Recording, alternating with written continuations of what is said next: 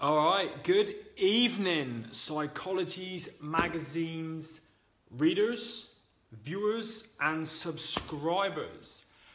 My name is Mark Ormrod, and I have very kindly been invited on here this evening to take over Psychology's magazines live feed and talk to you all a little bit about overcoming adversity, a little bit about resilience, and a little bit about bouncing back from challenges and obstacles and adversity and things similar to that which we all face when we go through this wonderful thing that we call life.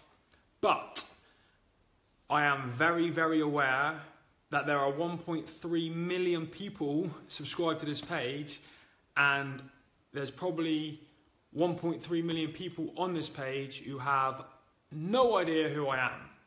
So I thought what I would do, first of all, after introducing myself, was tell you all a little bit about who I am, a little bit about my story, give you some tips, if I may be so bold, on overcoming adversity and how to be more resilient.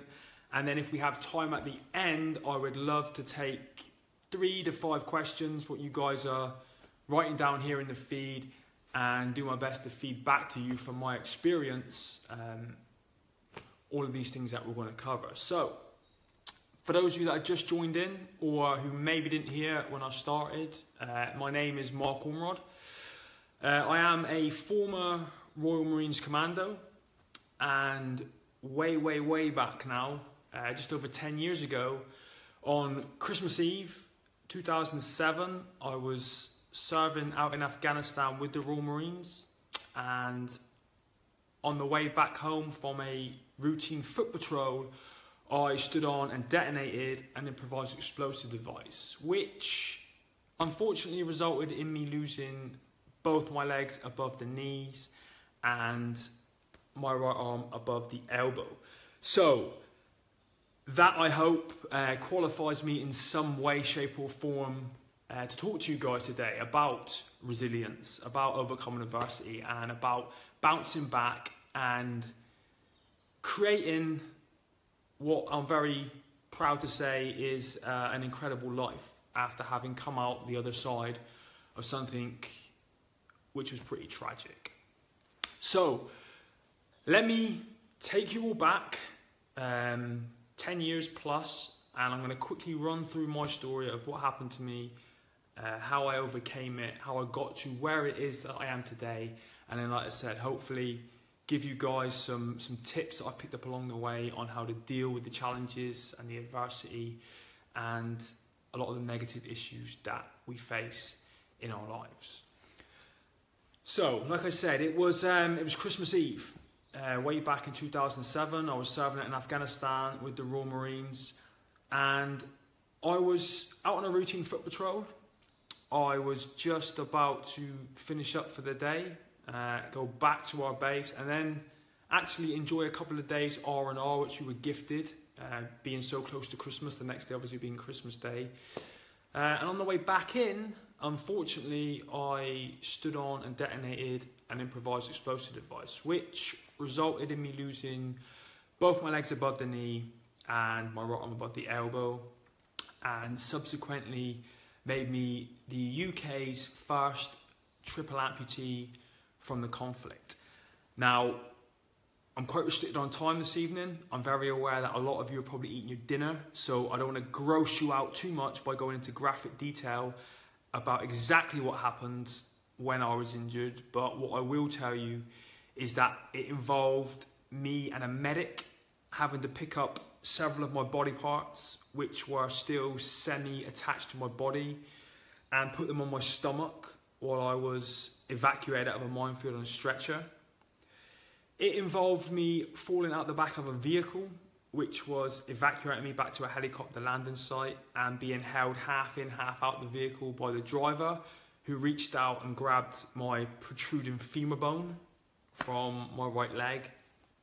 And then it involved me being declared clinically dead on the back of a Chinook helicopter after having no pulse, no signs of life, and not ticking any of the boxes that the medics on call that day had to show I was alive. Only then, fortunately, to be revived a couple of minutes later using a brand new technique which no one had ever used on a human casualty in the field before. So, you know, despite the tragedy of that day, in retrospect, I was very, very lucky, because about 3 minutes after I was declared dead, I was back in the land of the living, thanks completely to my guys on ground with me on that day and their fast thinking and fast actions, and those expert, passionate and dedicated medics that were on the back of that helicopter that day.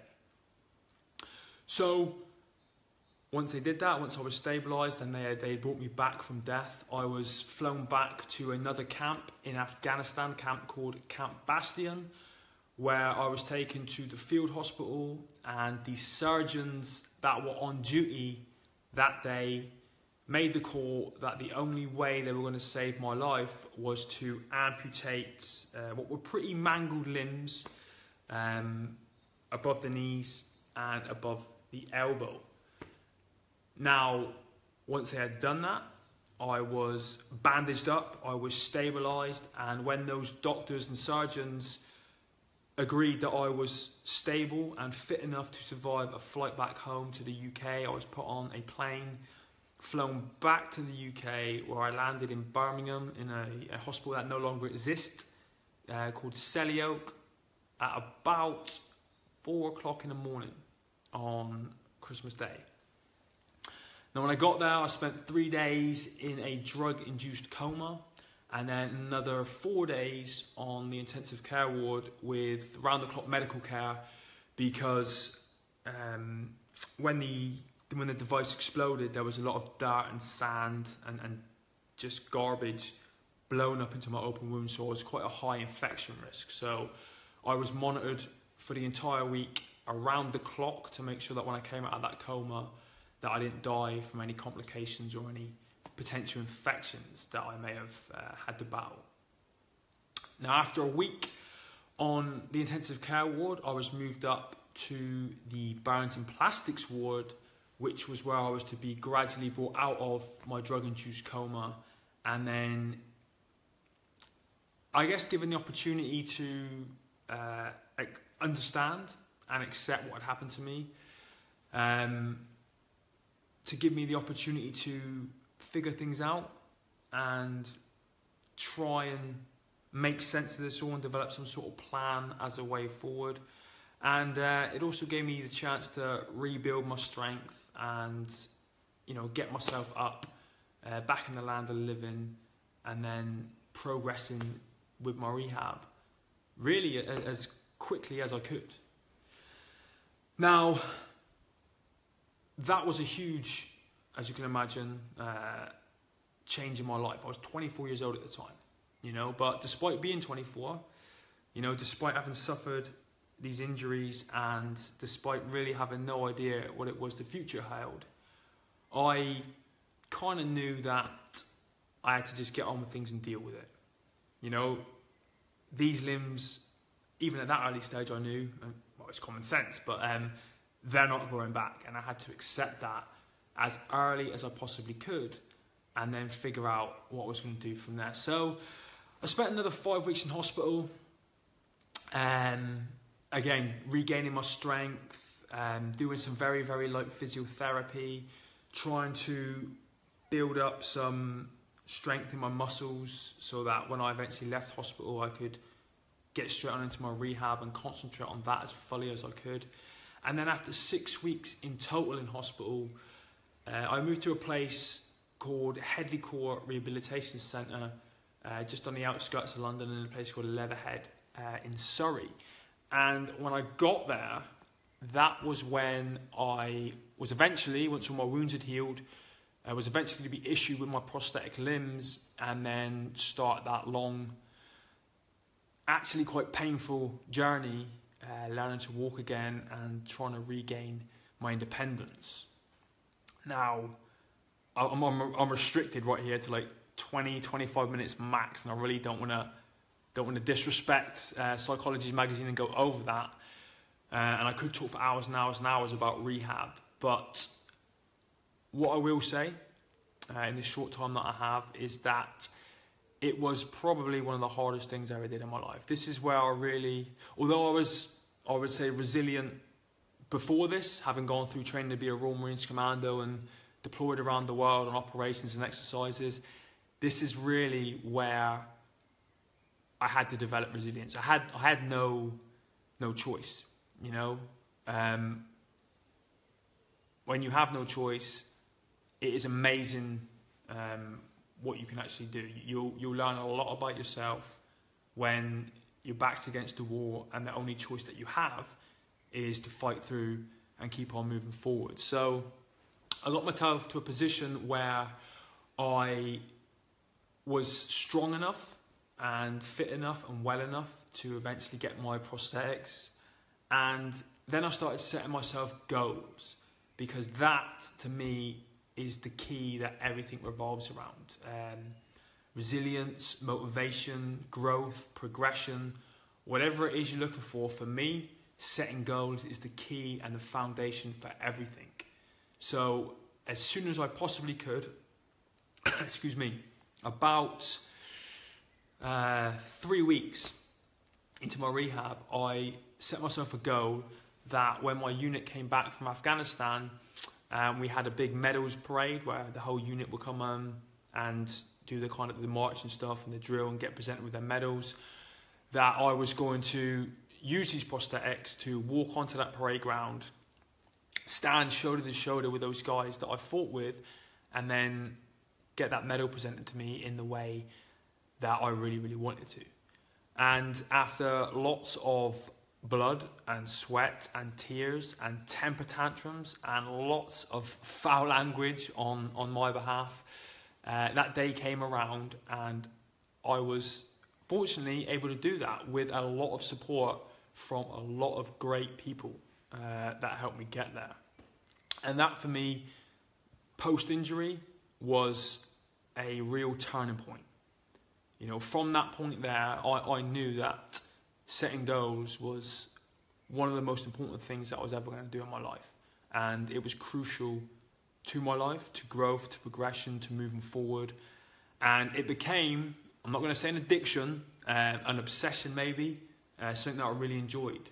You know, going out and finding all the areas of my life that were important to me: my health, my finances, my family, my leisure, my fun, my career, whatever it was.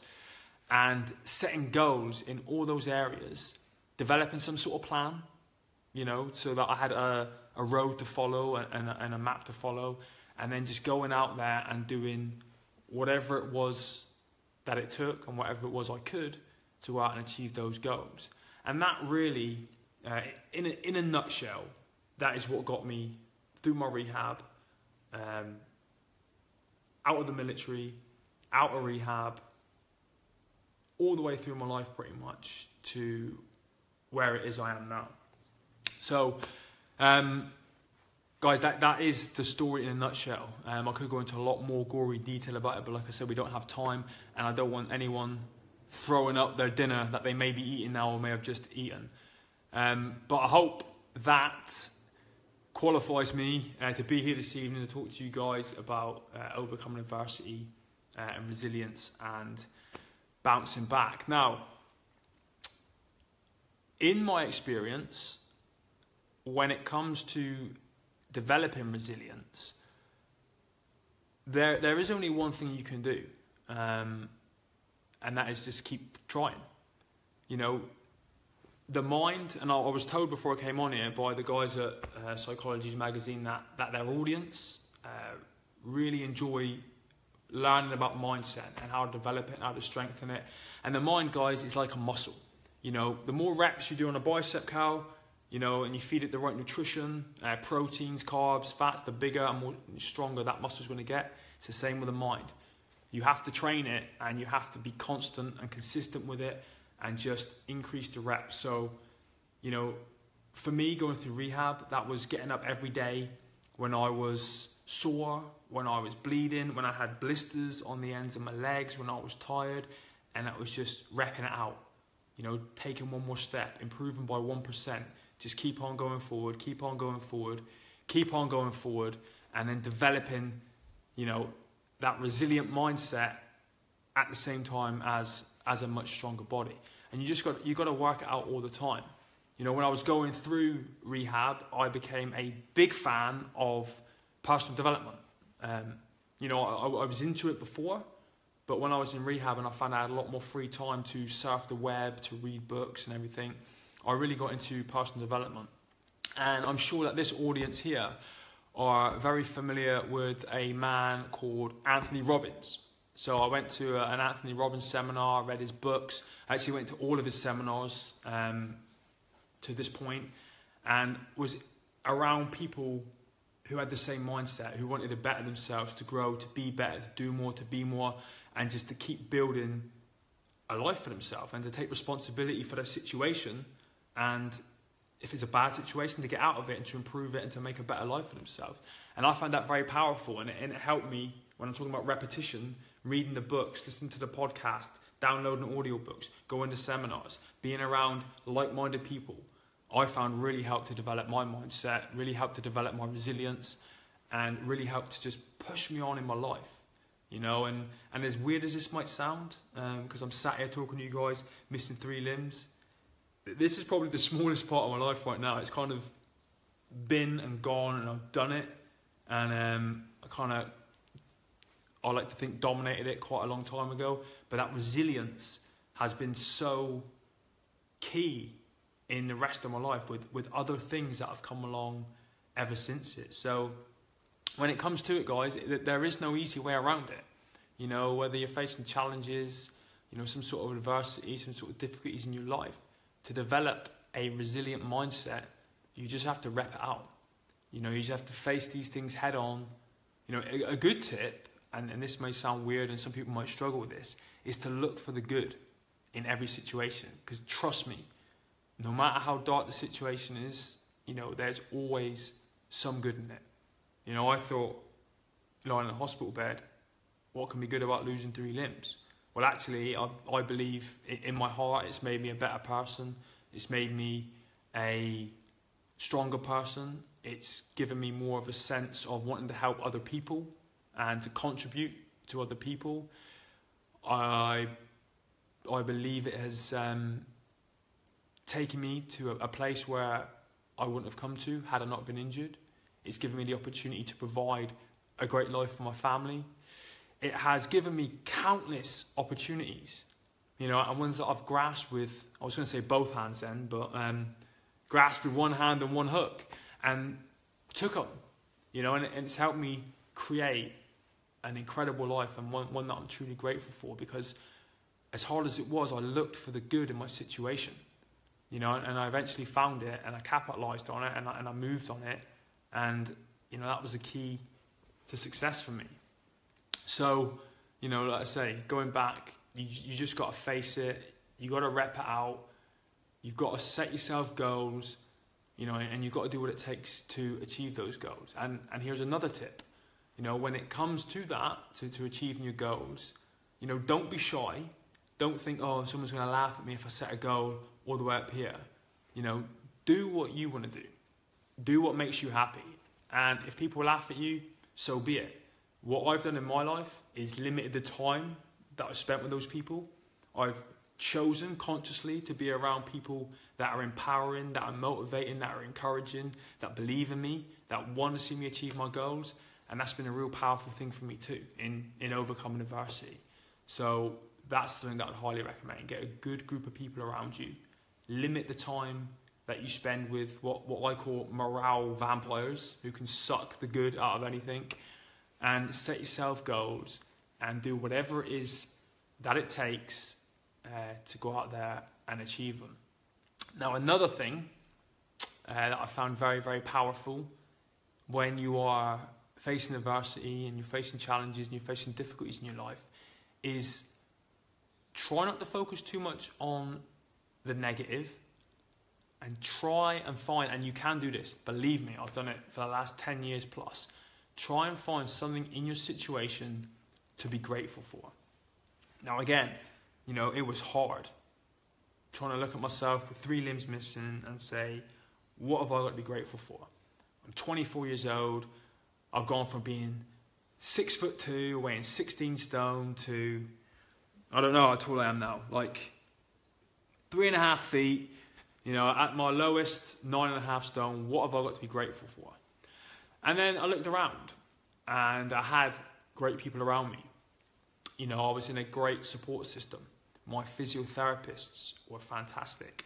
And then as I progressed through my rehab and I learned more about being an amputee and prosthetics and things like that, I found out about these incredible prosthetic limbs that are available. You know, these things cost £100,000 plus, you know, and they were available to me. So I had the opportunity to walk again if I put the hard work in. And that was something for me to be grateful for. I was grateful that there are people around who are much smarter than I am, that have developed this technology that enables people like me and in my situation to go out there and live a normal life. And I'm very grateful now that I've been a full-time prosthetic user since June 2009.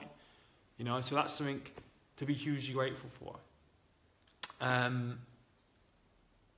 God, there's a million things to be grateful for. You know, if you're just up and breathing, you know, that's something to be grateful for. You know, if you're healthy and you have a job or the ability to have one, you have a roof over your head, food in your food. I know this sounds corny and cliche, but these are the things that you need to think about, and these are the things you need to focus on when you're at your lowest, to realize that actually, as bad as things are, they're not always going to be that way, and eventually things are going to come good again. And that leads me on to the next thing. Perspective. Now, what I'm hoping is that there are people watching this now who have logged on and, God, this sounds wrong. I'm hoping there are people watching this who are going through challenging times. I'm not hoping that you are, but I'm hoping that you've come on here looking for a bit of help and guidance, and now you've seen a guy. I'll jump on this sofa in a minute. You've seen a guy who's missing 3 limbs, and it's helped put things in perspective. So look, check it out. So here we go. So this, hopefully, will put things in perspective for you. If you're watching this and you've got 2 arms and 2 legs, you know, and you're healthy, you may not be as handsome as me, but if you're healthy, you know, I hope that's put things into perspective. And here's how I got my life put into perspective. 6 weeks after my injuries, when I was moved to Headley Court for rehab, I was put in a high dependency room. There were only 4 single man rooms. So I turned up on the day. This was early 2008. I was one of the very first severely injured soldiers, so there weren't many people in rehab. I was feeling a little bit alone, if I'm honest, being one of very few people missing limbs, let alone 3 limbs.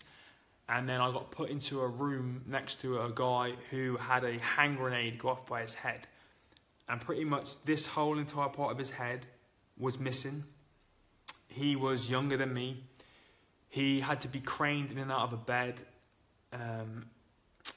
He was under full-time care, washing, bathing, you know, toilet, all that kind of stuff. He couldn't speak. He spent the nights screaming in pain when I was trying to sleep. And the very first night there, I remember lying in that bed thinking, what the hell am I moaning about? You know, I've got 3 limbs missing. Everything else is all good. And this poor guy is beside me, you know, and that's his life forever. So, guys, you've got to put things in perspective. You know, the world is huge, and life, for the majority of us, is pretty long. You know, but it's up to us what we do about our situation. You've got to take responsibility for your situation. You know, that was one of the biggest things, is looking at this, and rather than being bitter and saying, I wish I never joined the military, I wish I never went to Afghanistan or Iraq or wherever it was, you know, you've got to look at it and take responsibility and say, I signed on the line, I knew what was, you know, the dangers were, unfortunately it's happened, now we're going to take responsibility for it. We put things in perspective, we're grateful for the good things in our lives, we set some goals, we develop a plan, we get good people around us, we go out there and we crush it. So those are, I have no idea how long I've been rabbiting on for. I tend to waffle after a little while and kind of go off track a bit. But I hope that you guys watching this found this interesting. I think I'm just about to run over my time. What I'm going to do, if it's okay, I'm probably going to go a little bit quiet now. This is the downside of these live feeds. I'm going to have a quick look through here and see if any of you guys have any questions.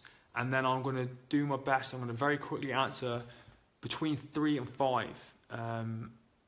If that's okay. So if you've got any, type like a madman right now. Let me know. And yeah, I'll do my best to answer them.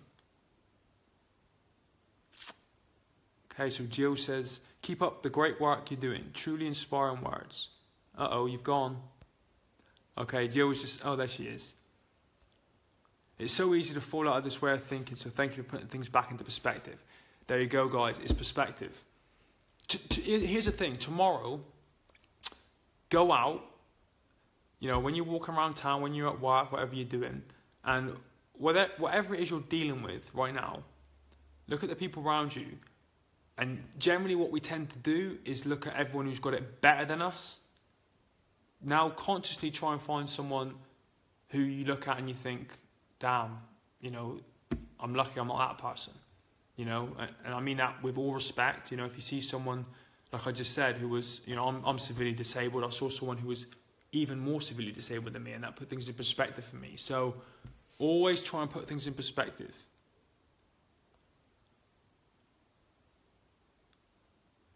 Okay, so Julie Spencer, my son has just joined us, and I wanted to show him what you have shown me about what has happened to you. Do you mind showing him again? I'm guessing, Julie, you mean hopping on the sofa.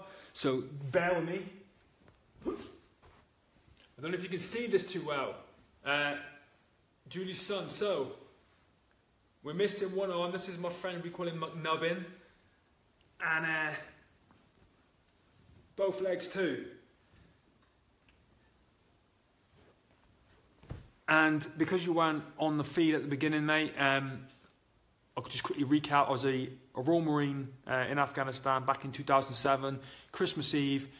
Played hopscotch in the minefield and I lost. So I've just been talking to everyone here about resilience, overcoming adversity, and what in my experience I've found has been powerful tools and powerful ways to take my life from where it was back then through to where it is now. So, all right, I'm just scanning through, guys.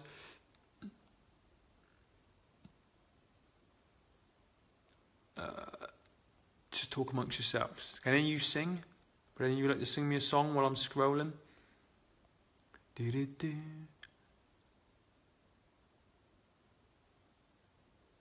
All right, some very nice comments, guys. Thank you so much. Pickles, yes. In times of adversity, we find out who we really are. Guys, in a way, right, as weird as this sounds, when you face adversity, you should be grateful for that. Because in my opinion, what you've just said, Pickles, we find out who we really are. It gives you the opportunity to find out who you really are. You know, and how far you can push your body and your mind. You know, how you can grow into a person that you never would have grown into had you not faced that adversity.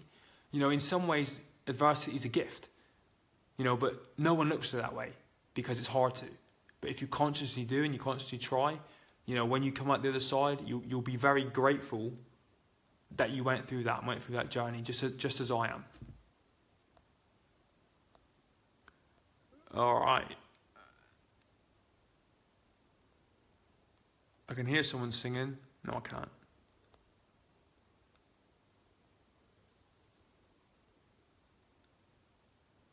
Well, I'm going to scroll to the bottom. And if there are no questions, I may just wrap it up. Uh-oh. I got big fingers. Sorry, guys. Julie Spencer, please tell your son I said thank you. Have you talked about your film yet? Lyndon, no, I have not. I'm not going to do that on here. I'll do that on my own Facebook page, if anyone wants to hear about that, which is in the description, and I'll put in a comment after this. Fran, thank you. All right, guys, there are no questions. No more anyway. So before I wrap it up, first of all, I just want to say thank you to Psychologies magazines for inviting me on here this evening to share my story with you and a bit about my journey. I really, really appreciate you doing that, and thank you guys for listening. If you haven't yet, check out, there's a film coming out called Stronger.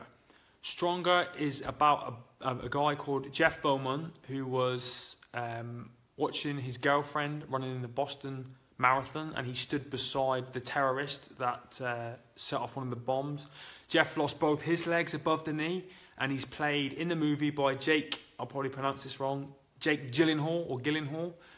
You all know who that is from Jarhead and many other top quality films. Check that film out. I'm not 100% sure if it's out yet. I've seen it. I was very privileged to get an early release copy. It is phenomenal, and you want to get things put into perspective and you want to feel grateful for your life, check out Stronger. I highly recommend it. And just thank you guys again. Thank you for your time.